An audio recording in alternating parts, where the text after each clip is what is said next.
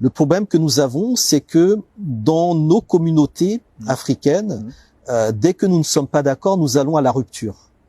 Au lieu de comprendre que les contradictions sont normales, qu'elles font partie du jeu et qu'il faut simplement arriver à les dépasser par ce qu'on appelle une dialectique, eh bien nous préférons créer des clans, faire des scissions, démissionner avec fracas, faire des clashs, nous inventer des ennemis, etc.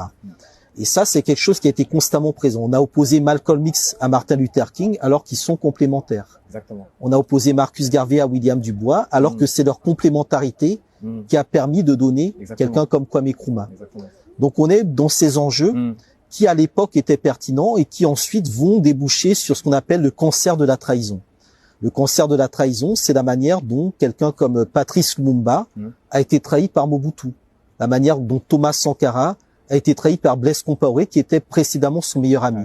Donc la manière dont les dominations récupèrent à l'intérieur de nos communautés des personnalités, des individus, des groupes sociaux qui vont faire le sale travail.